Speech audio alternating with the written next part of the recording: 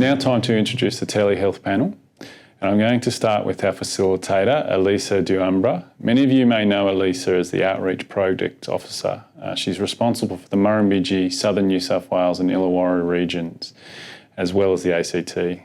Elisa has a special interest in telehealth and recently headed up RDN's Telehealth Services and Workforce Enablement Project in response to COVID-19.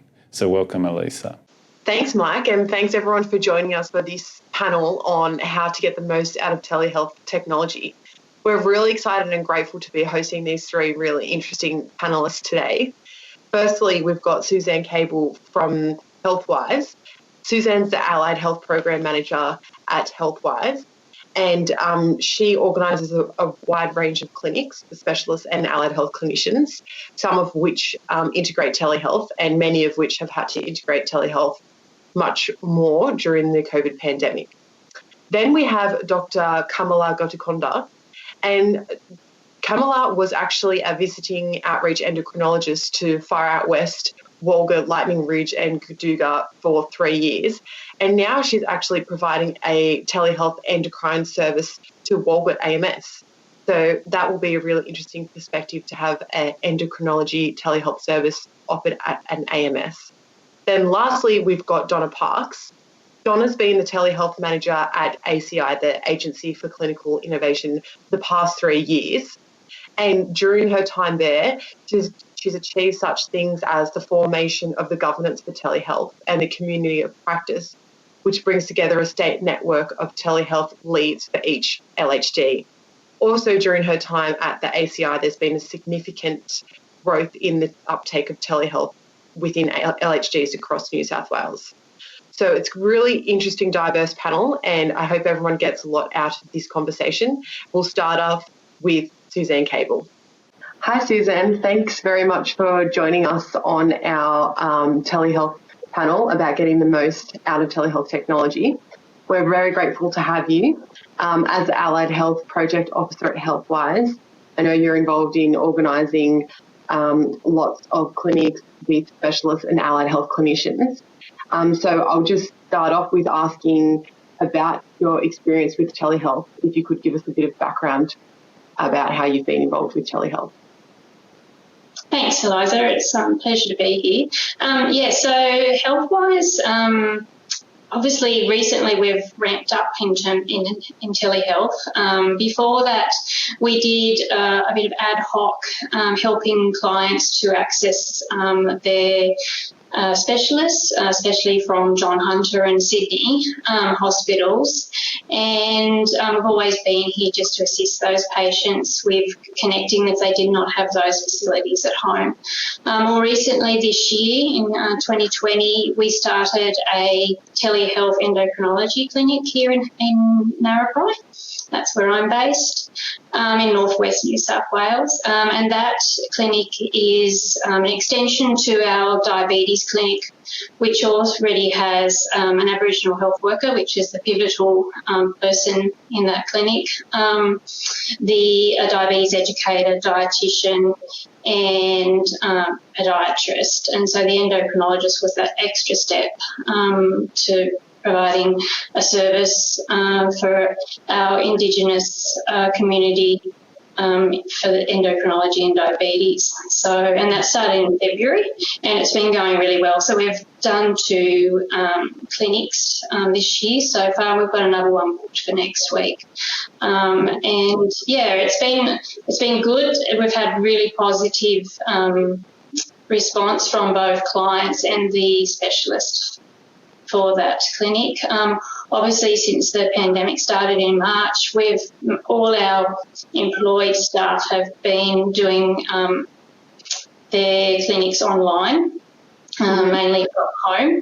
And so, we went from making a decision to work from home on a Thursday and started seeing clients via telehealth on the Monday morning. So it was a bit of a rush to get there. Yeah. We did it, and there was teething difficulties to start, but everybody's done really well. So I suppose it was good having that little bit of a step in with the endocrinology clinic and helping those clients when we had to do it, 100% of the time. So Yeah. So with that, like you said, it's easier because you had the initial kind of smaller experience with the endocrinology.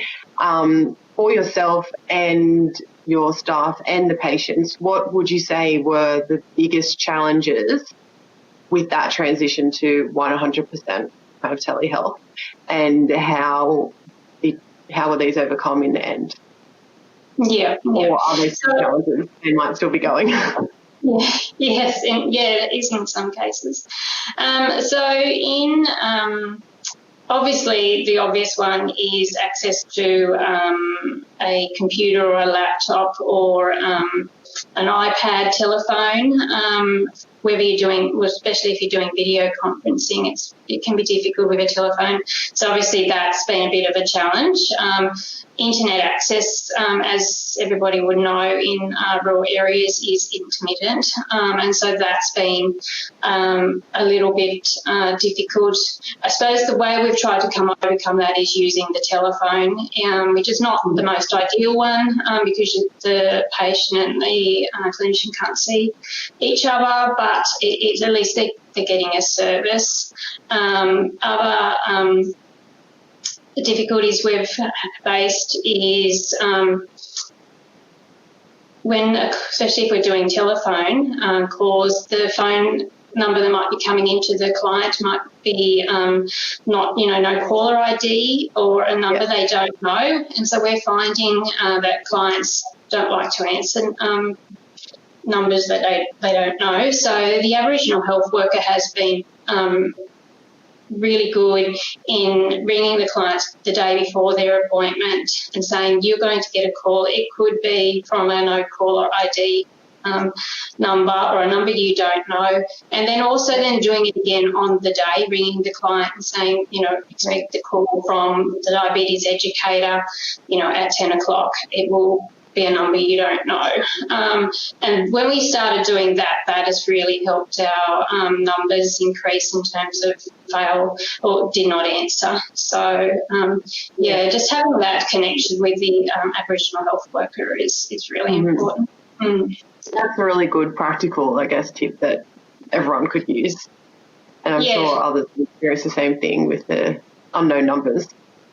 And also we found our diabetes clinic is set up where we have the diabetes educator and the dietitian typically on the same day, and we started doing those clinics on telehealth, and clients were sort of getting really quite tired after speaking with someone on a phone for, let's say 45 minutes or so with a diabetes educator and then another 45 minutes with the dietitian. So we separated, I suppose, our model of our clinic from doing the diabetes educator on one day and then the dietitian maybe a week or a few days later, just so the client didn't feel like they were sitting on the phone all day.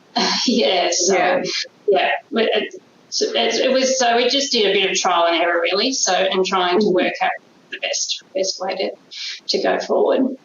Yeah, I was going to ask you a question kind of along those lines about how a lot of these kind of allied health, chronic disease initiatives, like, say, exercise physiology and diabetes education, often the outcomes of the lifestyle changes also have this added benefit of a sense of like community and accountability that comes with actually visiting the clinician or a group session if it happens in a group session, and that almost makes the patients kind of more accountable and in some cases may be more likely to uptake lifestyle changes if they're kind of doing it in that physical sense.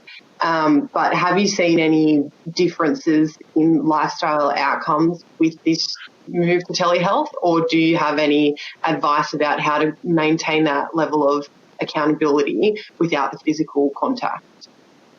Yeah. So a few of our contracted, we have quite a number of contracted services, exercise physiologists, podiatry. Those are the ones that don't really tend to be suitable for telehealth, or particularly podiatry. So a lot of our contracted providers still carried on throughout, and may have only done telehealth if it was for those clients that didn't want to attend an appointment because they're worried about their safety or their well-being, which is understandable. I suppose, again, as I said, the Aboriginal health worker for our chronic disease programs is the pivotal part of the whole clinic, and so they having that connection, so they were ringing clients regularly, touching base, making sure, if they needed anything, they wanted anything, they needed assistance to get in touch with their clinician, so that helped. We also, some of our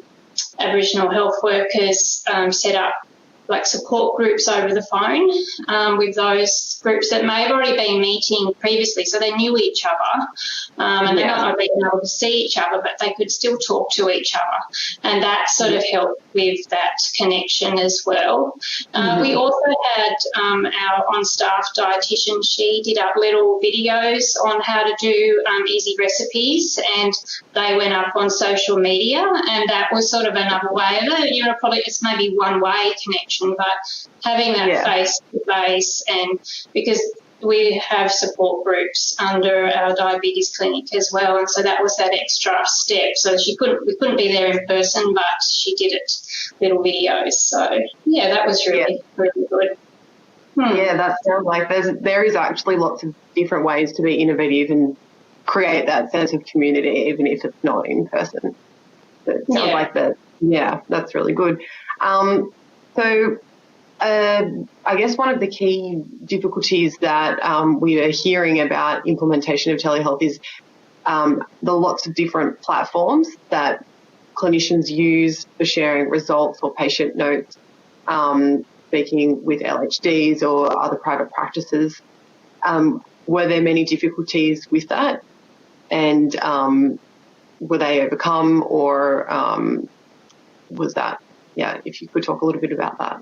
I suppose there weren't any more difficulties than what there are normally. I suppose I can talk in terms of how we try to prevent it happening in the first place, is having those strong connections with other health providers, whether they're GPs, the community health, private providers in our towns and communities. That good connection, them talking to us, we talking to them about what we're doing, so that they know we're here, and then they feel comfortable maybe we're not handing over a client but sharing a client, because sometimes we might be doing different things with the same client, and having those clear referral pathways, I suppose, as well, so and clear what is required to be referred into a particular program or clinic. Again, the Aboriginal health worker is again pivotal in that, especially for our Indigenous chronic disease programs. They have those connections. They can chase up results if needed. If we can't get the results from the GP, whether that might be their blood glucose or their any types of blood results, our Aboriginal health workers also trained to take those tests, like do blood glucose, weight and height. So I suppose that's another way of overcoming that as well. I just think having those relationships between the different organisations and providers is important. And people feel comfortable sharing information. The connections, and particularly the connection with the Aboriginal health worker, seems to be really pivotal, as you've been saying. And that's, like a really practical and, I guess, translatable to lots of different telehealth services that could use that to overcome challenges. Like, it seems like the Aboriginal health worker has really helped overcome most of the challenges that have come up. So that's really good to hear. Sorry. So for everyone, I'm actually ending on the question about what excites you most about the future of telehealth, and where do you see these clinics that have been forced to move to telehealth? Do you think in the long run they will kind of go to a mixture of face-to-face and telehealth, as it's shown to be really efficient? And how do you see the future of using it, and what is the most exciting thing about that for your service? Yeah, no, I think I see a future, and I see a combination of face-to-face and telehealth. Yeah. I mean, telehealth doesn't always, as I've said, some disciplines don't, allow it to, podiatry, you can't really do that by telehealth. So they'll be obviously face-to-face. But I think there is a future of the mixed model, and in certain circumstances, face-to-face, we've always said that getting that rapport is important between the clinician and the client. So having maybe the initial appointment face-to-face, and then you could move to telehealth, whether that's via the telephone or video conferencing. I mean, the benefits are huge for both the client and the clinician, because there's less travel. I mean, maybe it might change the way we look forward. We look for outreach. We might not have outreach, but I think we will. I just think it's that having that mixture, and I also think it'll be important that the telehealth MBS items continue into the future as well. That they're meant to be ending on the 30th of September, and it would be great if they could continue further on, and there's no certain eligibility for those, so that everybody can have access to those. So that's really important. Yeah, I think a lot of people in the audience would be advocating for the same thing with those MBS telehealth item numbers. So hopefully we do see some progression there. And it's interesting to hear you say about having an initial consultation, maybe face-to-face, and then follow up via telehealth, because our other panelist, Dr. Kamala, had the exact same response there, that, having that connection in a place where she was a visiting endocrinologist, and having the initial connection with the patients in the community then really fosters and enable you to do telehealth going forward. If you've already got that connection, it's a lot easier. So that seems to be like the way maybe a lot of outreach providers are heading, which is exciting. So that brings us to the end of all the questions today. Thanks very much for your time, and we really appreciate having you on the panel. And I'm sure if other audience members have more questions, they might type them to you on the Rural Health Flow platform. But thank you for your time, and we really appreciate it. No, thank you. It's my pleasure. Thanks so much for joining us, Kamala. We're really grateful to have you on the panel today about making the most out of telehealth technology. It's really exciting to have you, because you started out as a visiting outreach endocrinologist going to Lightning Bridge, Walgett and Gaduga, and now you actually provide a telehealth endocrine service to Walgett AMS. So we're really excited to have you from this perspective. So firstly, I think it would be interesting to talk about your initial apprehension in commencing your telehealth clinic at Walgett AMS. Good morning, Elisa. Thank you for inviting me to this outreach forum. I'm happy to participate in this. Yes, I was flying in for a few years to the Far West, as you mentioned, and when I was initially invited to join the telehealth, I had a few concerns. So despite all that modern medicine offers, I thought without exception, even until today, there were two things fundamental to medicine. One was history taking and clinical examination, which I felt the second part couldn't be fulfilled. And being a clinician, as you know, from the last century, unlike the younger ones, I found it difficult to reconcile that I had to provide consultations without the second part of it, which was examination. Mm-hmm. Apart from this, the other apprehension I had was I always felt to be an empathetic physician, I had to be there, available, and be accessible to my patients for providing face-to-face, and this could not be fulfilled. And that were the main reasons I was worried about providing. Mm-hmm. And you managed to overcome them and ended up doing, starting off this telehealth service. Can you tell us a bit about your experience doing the service now? Okay, thank you. So before I talk about my experience in providing these consultations, I just want to highlight one point. From my perspective, the clinical service I'm providing to the outreach is more teleconsultations rather than telehealth.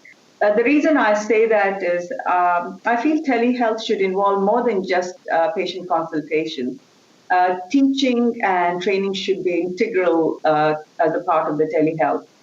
Personally, I see a long-term benefit in investing more time, upskilling GPs to help them manage the complex cases they see in the outreach, and training and conducting workshops on chronic disease for community nurses and local health workers is also essential. Overall, it has been a very positive and rewarding experience, and to my surprise, the local community had accepted it, and so it has been very positive. Yeah, that's great. And you said, like, to your surprise, the local community has accepted it, and you touched on lots of points there about community with upskilling the GP and local health workers. Would you say that that's been one of the key challenges, and overcoming the challenge of kind of engaging with the patients was based on having those community connections? Yes, I think it's very essential. So when I started doing Far West on telehealth or teleconsultation, I had a big advantage, I felt, when I started. I knew the community. I used to travel there. And one of the things I did appreciate was the difficulties and the distances this community had to face, unlike in the metropolitan cities. The other thing I did appreciate was the effort the patients had to make even to attend the consultation in Walgett, because they came from further away, like Kambora, which is about 50 kilometers away. So that was something which helped me. The other thing I did take was a lot of time in the first consultation. So you develop a trust with the patient and also break some of the cultural barriers, which I found an advantage. I do think to provide a care like this in endocrine, you need a collaborative care. And I was really fortunate in the sense that I had a diabetes educator who was very experienced and dedicated. Zoe Rose I had worked with when I was flying in. And I also had this excellent staff, the admin staff in Walgett, who were helping me with the booking. And finally, the nurses, the community workers, health workers who were integral to it. They were bringing the patients in for the appointments. They were sitting in and talking to the patients, and actually sometimes they had difficulty in hearing, so they would sit and repeat what I said during examination, questioning, and also to repeat instructions which I may be giving. So I felt they were vital in this collaborative approach. Yeah. So those are the main things I felt, Okay. And with that collaboration, like you said, with the diabetes educator, the nurse, the admin staff, one of the kind of key difficulties that I think lots of the people at the forum would have experienced during the COVID pandemic in recent times would be the connections between the lots of different platforms that these clinicians use, sharing results and patient notes and things like that, between community health services, the AMS, hospitals, lots of different organisations. Do you have any advice for telehealth clinicians trying to overcome those difficulties with the interactions of different platforms? Yes, one of the main challenges in telemedicine has been it's very fragmented. So when I started, I didn't have one platform to go to, and since I was not part of New South Wales Health, I had no way, so I had to use Skype. So I had a lot of trepidation in using a platform which I felt did not have the security, and now today with the cyber security issues, it is a big concern. So yes, I think we should have one established network where we can all access everything. So particularly with pathology and radiology, we don't have the results in time. The patients are waiting to be seen.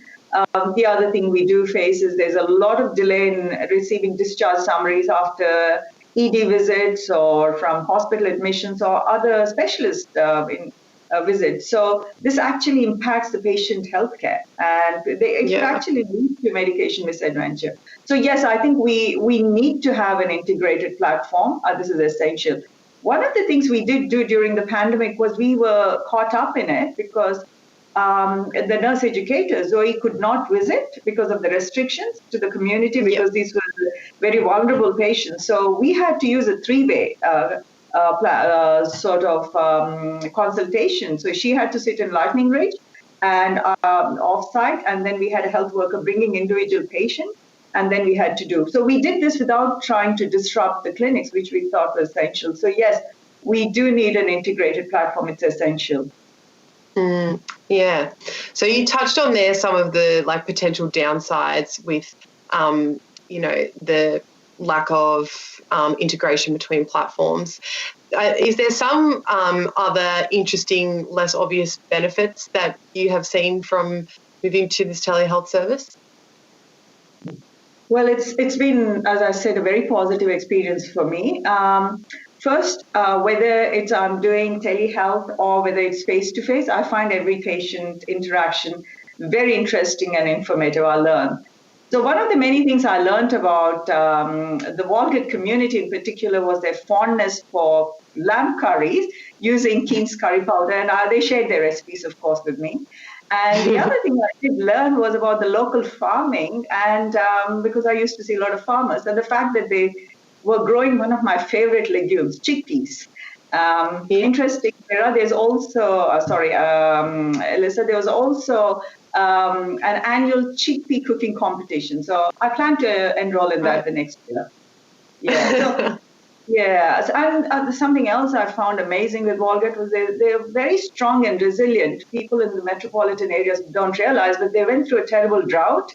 And their adaptability was amazing, particularly when they lost the only IGA they had in the fire last year. Yeah. So they had to adapt to it, lack of access to fresh food. Yes, that was amazing. Yeah, that's really nice to hear that kind of those stories of the connection with the community that you've still been able to maintain while providing telehealth.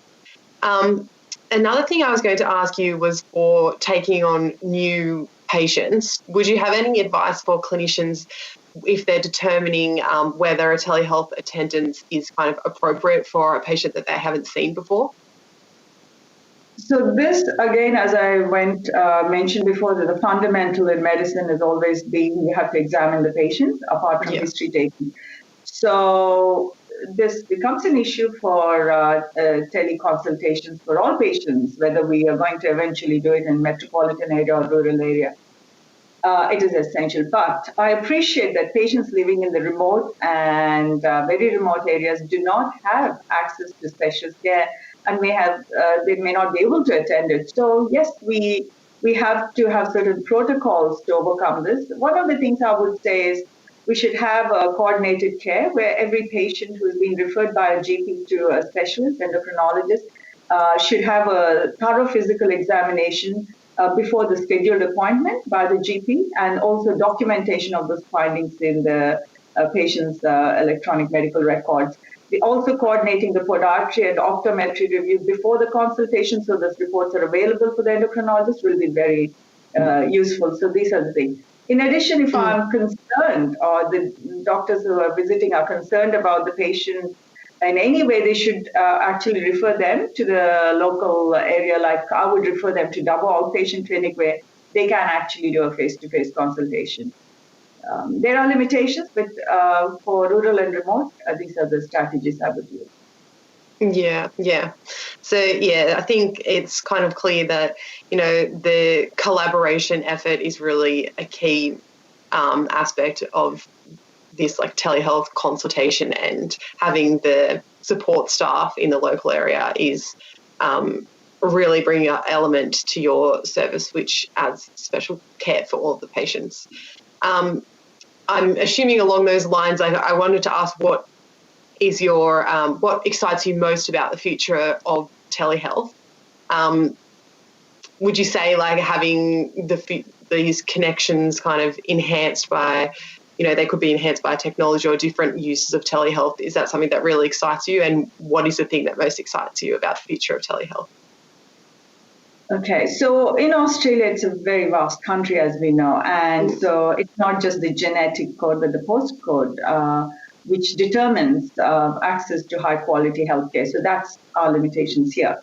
So what excites me about the future of telehealth and the new and evolving technologies is that perhaps we can overcome these disparities, and so that eventually we can provide these rural and remote communities with the same quality of high quality and affordable healthcare to all of them. So I'm hoping that will happen. And now, surprisingly, since the pandemic, we have also learned something about us Australians, that the way it has been, telehealth has been rapidly expanded and accepted by the whole community, including metropolitan areas, makes us take it as an opportunity, particularly the stakeholders, to create an integrated platform. That's what I'm hoping.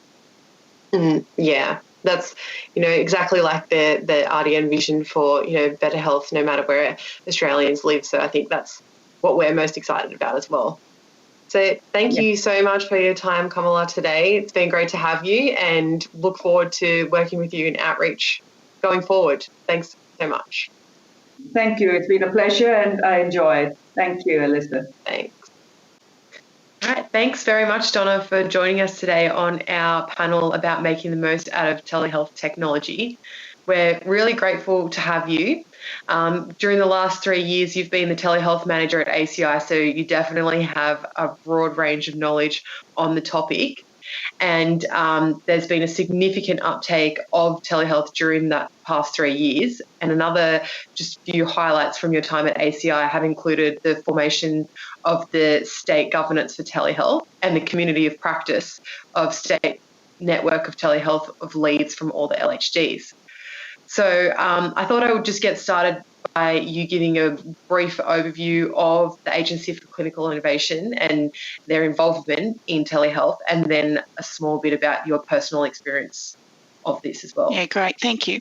Look, thanks for the opportunity to come and talk to the group today. Look, ACI is a pillar of New South Wales Health, and we really are, I suppose, a lead agency around the innovation of clinical care, and we work with patients and clinicians and managers and bring together, I suppose, a co-led design, innovation, design and implementation process for all clinical care. And telehealth is, I suppose, one of the networks and one of the streams within ACI. And whilst it has had, a long history with ACI, I've been there for 3 years, but I've got, a fairly long history with telehealth. But our role at ACI is really to bring, innovation together around telehealth, but connect all the LHDs and their wider stakeholders as well. So, just providing telehealth in New South Wales isn't just about New South Wales Health, it's about who our partners are, and that includes our patients as well. And if I move on to, some of my experience with telehealth, I've lived and worked in rural New South Wales all of my life. And, it's provided so many opportunities, as a patient, but also in my many roles.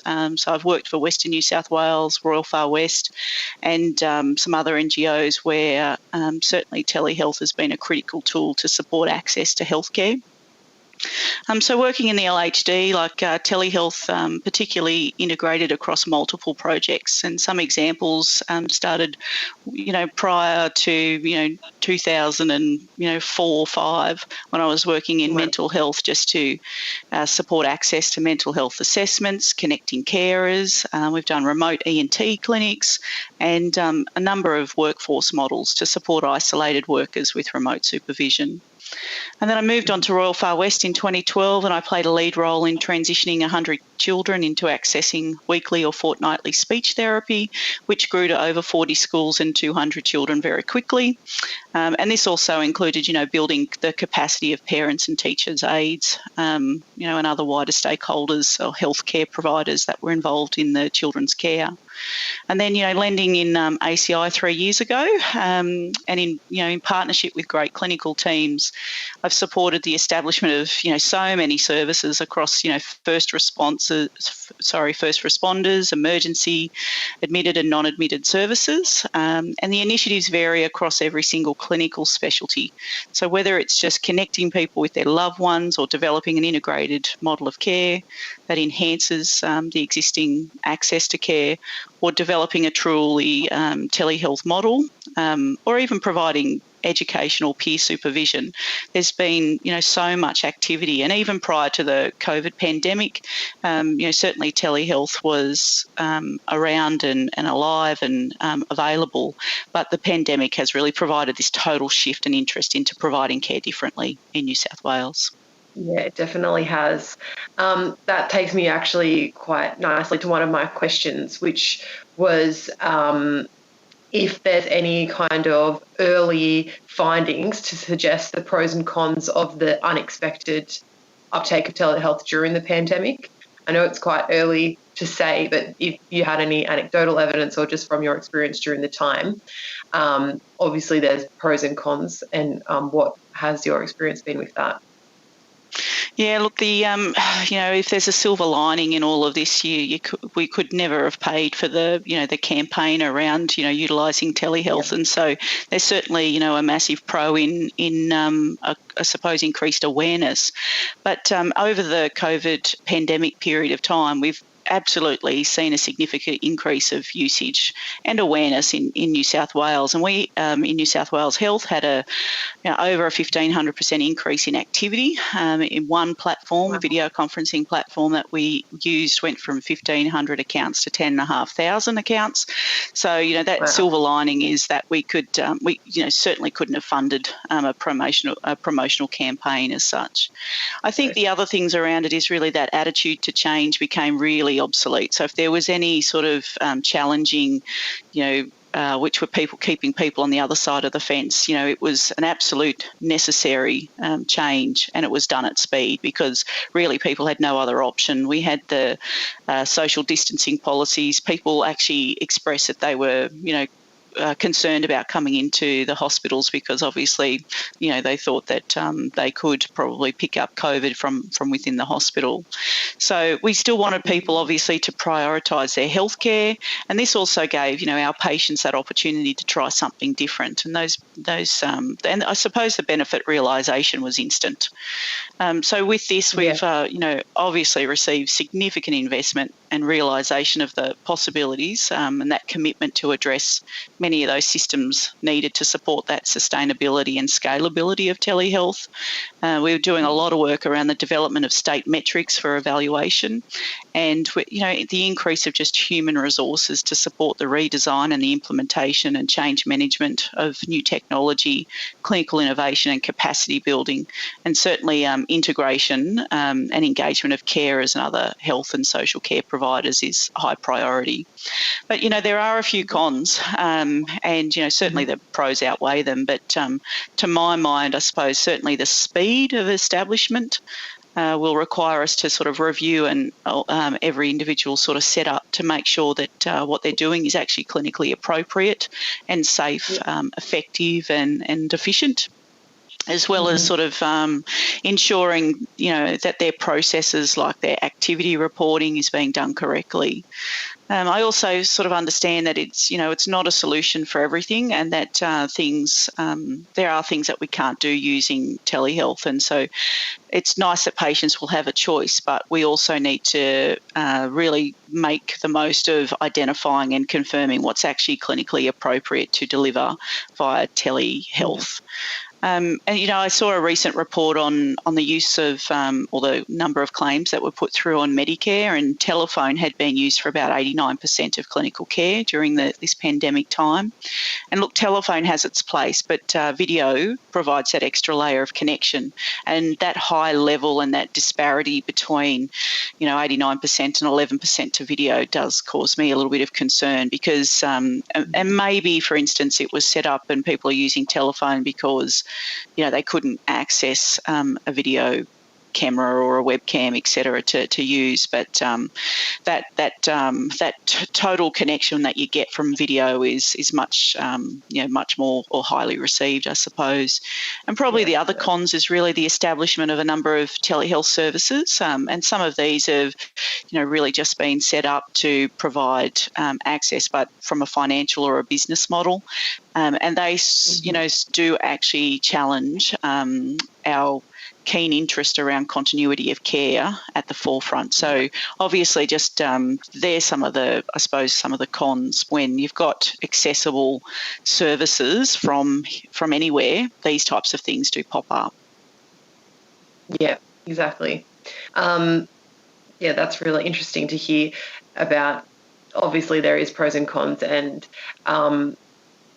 I guess another question I was going to ask you about what have, not just during the COVID pandemic, but in general, the key challenges with the implementation and how you overcome these. You spoke about that then, basically talking about what the challenges are and how there's still challenges. How do you see us being able to overcome those kind of clinical governance issues about clinical safety and whether or not, say, a telephone clinic is clinically safe, or if it's better to be seeing a patient face-to-face? What do you see as the solutions to those kind of problems?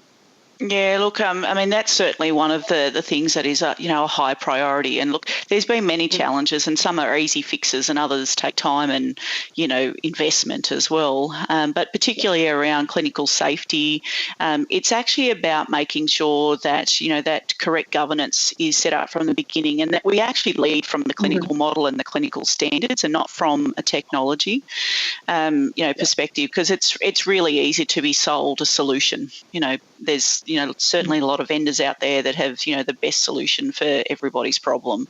And, I think one of those processes around that is, taking your time to actually understand what the workflow and the clinical requirement is.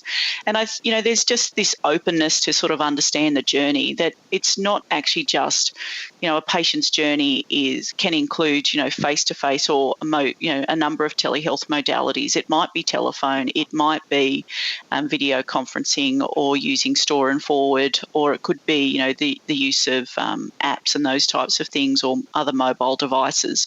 So it's really about creating flexible models that actually are responsive to the clinical need, but also take into account the patient's needs as well. So, and looking beyond that, I think it's really understanding who the players are in the space, because just, if you need to take a patient's BP, you can't do that via telehealth, unless they have the, sort of the devices at home. But if you think outside the square and go, actually, well, their GP is, a really important, person in their healthcare. Maybe if they go to their GP, we can do this in partnership. So it does open the door for, multiple opportunities for integration and connection to that broader healthcare support team as well. I think some of the other challenges have been really, like when I first started in this role, the first door I knocked on was the activity-based management branch at the ministry, because I did keep hearing that we aren't funded to deliver telehealth services. And funding is a significant problem, and particularly this was a total misconception of it, and it was particularly widespread. So, over the last 3 years, we've worked really hard on, really educating and teaching people around that all New South Wales health activity is funded, and the modality of the delivery from an activity perspective, wasn't the priority.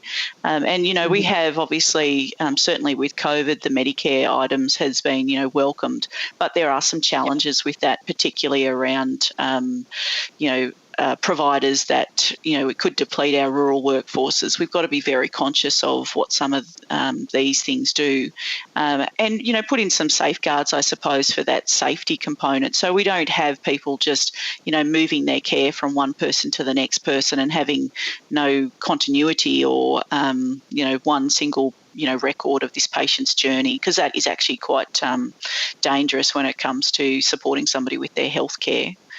And, look, there's some other things, and having an expert workforce, like that is a real challenge. And certainly, prior to COVID, there wasn't really a disconnect, but there wasn't really a total connection between the LHDs and the state pillars. And that was really one of my, other first roles that we did. And you talked about that in the intro, is really about, creating this opportunity to bring people together. And we quickly noticed that many of the LHDs and the specialist health networks were not represented at the table. So, we actually got CEs to nominate, key people in their LHDs to be their telehealth leads, because without that access to expert telehealth support, that person that can help you redesign your workflows or adjust your practice, help you with your patient resources, determine the right technology in alignment with those clinical requirements, is a significant enabler.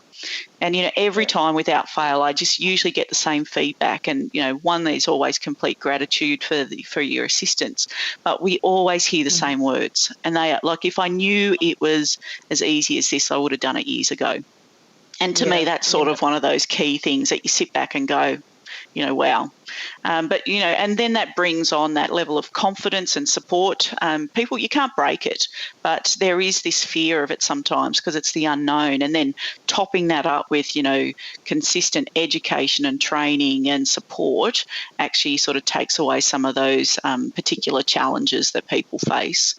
But, yeah, I think, there's multiple challenges.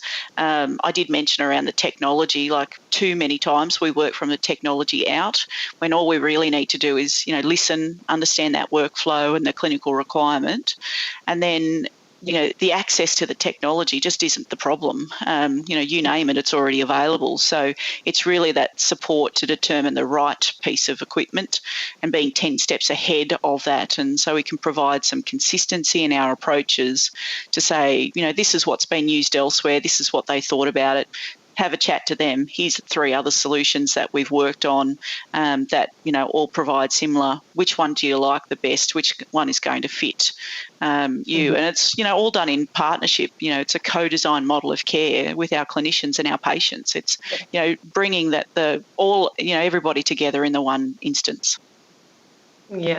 And those LHD telehealth leads in each of the LHD regions, are they able to provide support to clinicians outside of the LHDs as well, or are they specifically to support LHD clinicians? Yeah, look, it's a bit of a mixed bag, to be honest, and certainly where there's, partners, certainly where there are services that have multiple stakeholders, internal and external, that support is actually there. I mean, certainly from an ACI perspective, I do support, a large number of doctors. I get phone calls all the time, GP providers and NGOs that may reach out for some advice, and we do, basically help them to actually get set up and started. We connect them to other clinicians that are doing similar things. So there's certainly a lot of support. I mean, we have an opportunity here, and certainly if COVID hasn't highlighted that, it is the fact that this is actually about our patients, and our patients access care from many different places. So we have this opportunity to build the capacity and the strength of knowledge in the state to support our patients in the end, and I think that's really important. Yeah, so say I was a clinician in Walgett, say a speech pathologist, a private clinic, and I've been thinking it's a good time, I should start looking at my options to provide telehealth. What would you say should be my first step? Yeah, look, I've actually worked out at Walgett. I did a long time out at Walgett, and speech is one of those areas that was really hard to get. But certainly from an OT perspective, the same. I've had this conversation, so it's easy to work through this question for you. Look, the first thing is actually, we generally point people to, resources and websites where they can get stuff. We provide them information from our end. We give them the opportunity to connect to other speech pathologists or OTs, which I have done that, so I'll connect them to the local team. So that might be in Dubbo, or it could be in Bathurst, and certainly Western New South Wales has a virtual allied health team as well. So it might be just connecting them, because particularly isolated workers, we've got the opportunity to supervise and support from a distance using telehealth, and so generally there is this commitment to clinicians to support them, because whether they're working out there privately, at some point they are supporting patients that are coming out of a New South Wales health facility or working in partnership with the Aboriginal Medical Service. So it makes sense to connect them and to support them as best as we can. Yeah, certainly. And another question I wanted to ask you is if you could give us an example of a really innovative, different model of care that you've been involved in implementing or planning, and talk about like the unexpected or interesting benefits that has brought to patients and clinicians. Oh, look, there's been so many, but they're all probably too many to choose from. I'll talk about one that's on the boil at the moment, because that's, I suppose, forefront of mind, and that's where the excitement is. But all of them are all focused on that case for change and the benefits, and whether that be around health outcomes or patient experience or clinician or a financial impact. I mean, certainly the benefit realisation for people is extraordinary. But at the moment, we're working on the palliative care, and particularly the model of care and the standards of, or the care principles, I suppose, around palliative care. Because, there's so much, I suppose, difference in the way that care is accessed for people that are living with, in that palliative care situation. So, I mean, there is a massive piece of work happening at the state level around the model of care for palliative care, and that, I suppose, the journey and the continuum of care throughout that period of time. But where the telehealth component comes in is that we're really looking at the model of care, and we'll explore, the clinical standards and those care principles, and weave in the technology to support greater access for patients and their families and their carers as well. And it will, include multiple modalities. So when we think about, flexibility, it will incorporate telephone and video conferencing and remote devices in the patient's home. It might, we're looking at, an app. So, I mean, you don't want to be juggling around different types of technology. So we'll work towards building a state app, and understanding that palliative care is not only provided by New South Wales Health employees. It's a really big family of people that are just total champions when it comes to providing palliative care. And so all of these opportunities will be, fleshed out in a workshop with particular clinicians to actually identify what's worked in the past, what hasn't, what is it, that they need, and then build a really robust opportunity to change the experience for those people that may choose to pass away at home, or to be able to connect the carer that's on the other side of the world that can't be there in their final days. So I think it's a really exciting opportunity to work alongside some fabulous clinicians, but to create this statewide model, I suppose, that will include telehealth throughout the whole through the whole continuum of care to support patients at that time. That definitely sounds very innovative and interesting, and it seems to be a continuing theme about the whole journey of the patient and how telehealth is just part of that journey. And along those lines is one of the difficulties that I've seen a lot of clinicians talk about with the multiple platforms that are involved in patient care, and how sometimes telehealth may make it more difficult getting access to results and patient notes and referrals and things like that when you're not physically in, say, a community health centre where everything's kind of available. So do you have any advice for clinicians trying to overcome those kind of difficulties?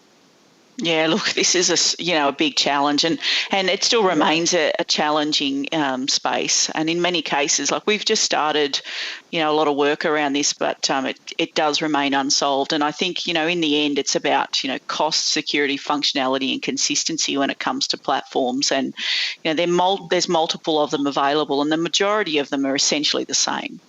Often they've got the same functionality.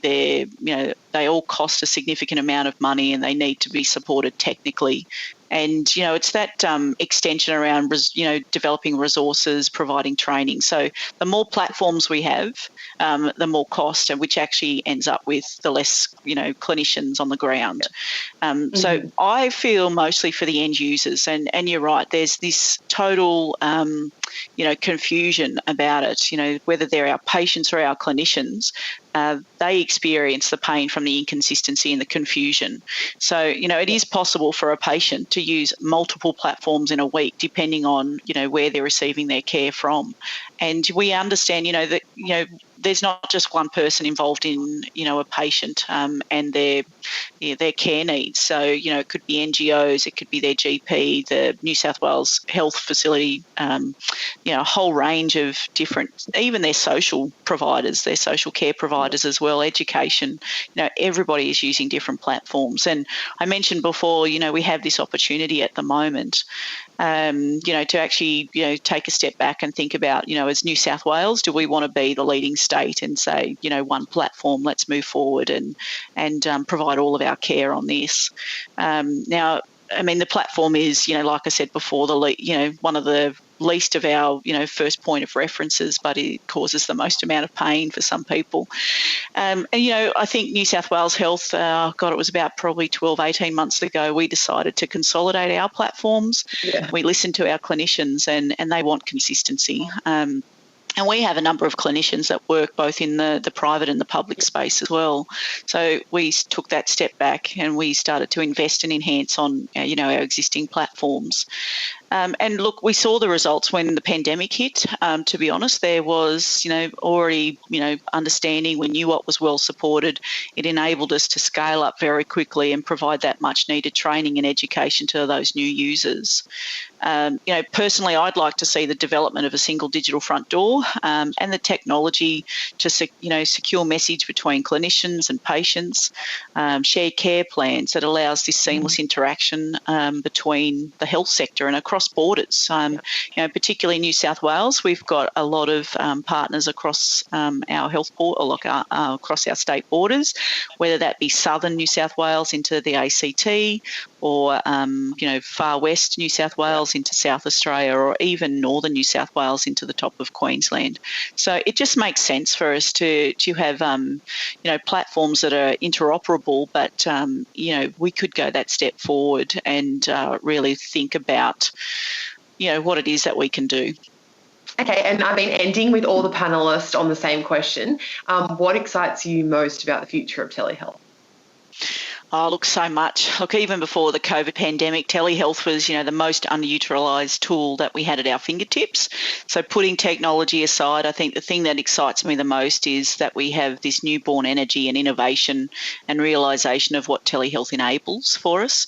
And this is, now matched by that, massive investment and the systems to support, access to the tools to make clinicians' jobs easier. Things like single digital patient records, statewide scheduling, image repositories and secure messaging between providers that offer that single digital front door.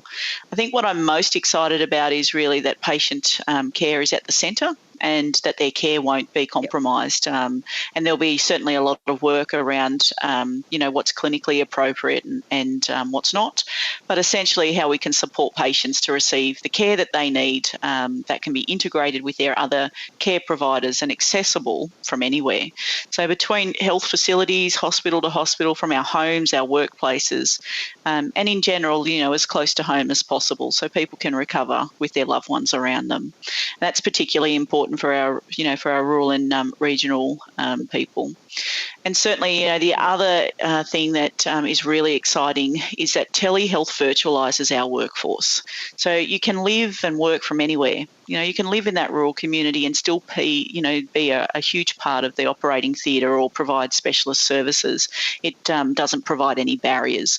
So they're probably the key things. I mean, we've got a lot to look forward to, and we're, it's not a new thing, but it's certainly, revved up and ready to go. Yeah. Well, thank you so much for joining us, Donna. You certainly have lots of interesting experience and stories to tell about telehealth, and I'm sure the rest of the audience is just excited by everything that you have to say about the future, as I am. So thank you so much for your time today. Yeah, pleasure. Thank you.